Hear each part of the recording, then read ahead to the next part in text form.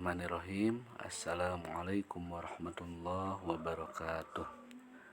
Apa kabar anak-anakku semuanya? Alhamdulillah, subhanallah, masya Allah, tabarakallah.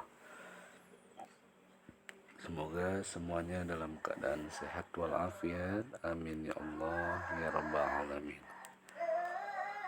Bertemu lagi dengan Parija pada mata pelajaran Quran Hadis. Insyaallah pada pertemuan hari ini Parija akan menyampaikan pelajaran 7, yaitu melanjutkan tentang hadis amal soleh ya. Kalau semester 1 hadis keutamaan memberi, kalau semester 2 hadis amal soleh ya.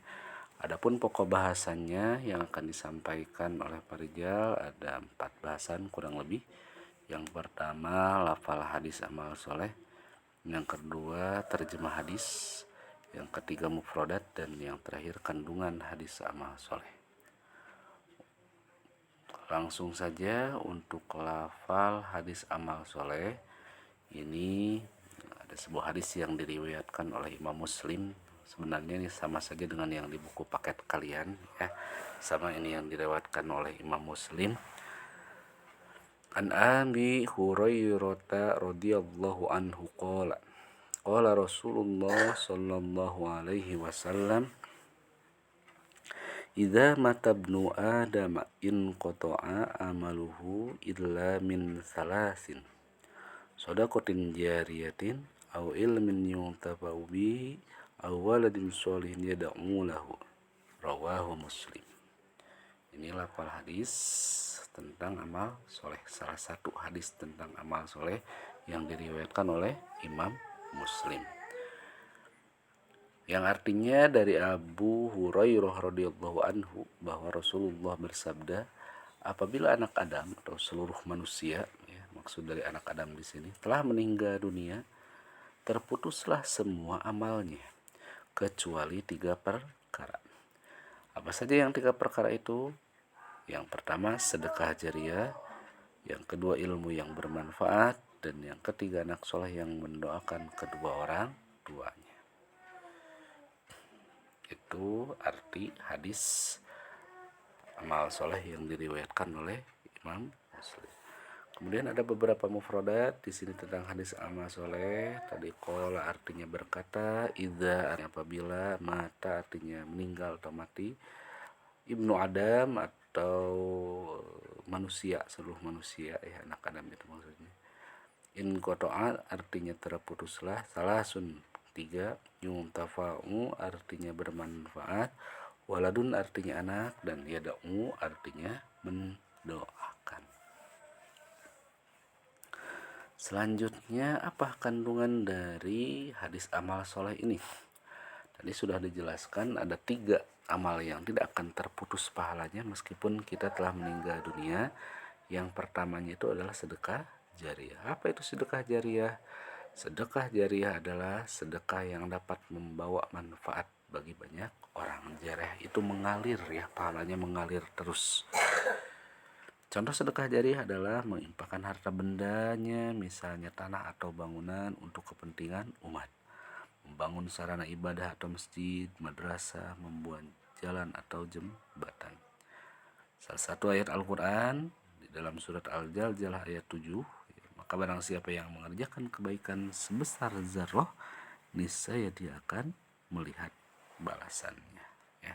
Wa may ya'mal mithqala dzarratin khairan yarah. Selanjutnya ya, selain sedekah jariah, yang kedua yang tidak akan terputus pahalanya meskipun kita telah wafat adalah ilmu yang bermanfaat. Orang yang berilmu akan memperoleh penghargaan dari Allah dan manusia. Allah melaknat orang yang ilmu tetapi tidak mau menyebar luaskannya. Jadi orang yang punya ilmu tetapi tidak disebarkan, maka Allah melaknat orang tersebut. Orang yang berilmu yang tidak mau mengamalkannya diibaratkan seperti pohon tanpa buah ya, kasajari bila samari. Selain itu ilmu juga dapat mengangkat manusia pada derajat yang tinggi. Salah satunya di dalam surat Al-Muzadilah ini ayat 11. Niscaya Allah akan mengangkat derajat orang-orang yang beriman di antaramu. dan orang-orang yang diberi ilmu beberapa derajat ya. Jadi yang pertama, ilmu itu harus diamalkan. Kemudian kalau kita mengamalkan ilmu yang kita miliki, maka derajat kita akan diangkat oleh Allah Subhanahu wa taala. Dan yang terakhir, ini kandungan dari hadis amal soleh tentang anak yang soleh itu. Yang seperti apa anak yang soleh itu? Ciri-ciri anak yang soleh diantaranya berbakti kepada kedua, birrul walidain, memberikan perhatian dan kasih sayang kepada orang tua, bermuka manis, tidak membentak atau berkata kasar kepada orang tua, mendoakannya, menyambung silaturahmi dengan saudara atau teman orang tua, dan menjaga nama baik orang tua. Bagaimana cara menjaga nama baiknya? Yang pertama, menjaga diri dalam pergaulan, tidak mencela orang tua orang lain, melanjutkan kebaikan orang tua, tidak mengikuti keburukan atau kesalahan orang tua.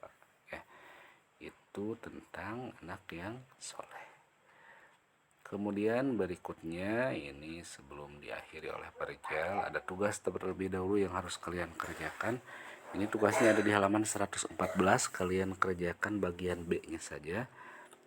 Kalian cukup tuliskan jawabannya saja di buku catatan ya, tulis jawabannya saja sekali lagi di buku catatan. Kemudian kalau sudah beres, difotokan dan kirim ke Parijal. Hanya itu yang dapat Parijal sampaikan. Terima kasih. Wallahul muwaffiq ila aqwamit thoriq. Akhirul kalam. Wassalamualaikum warahmatullahi wabarakatuh.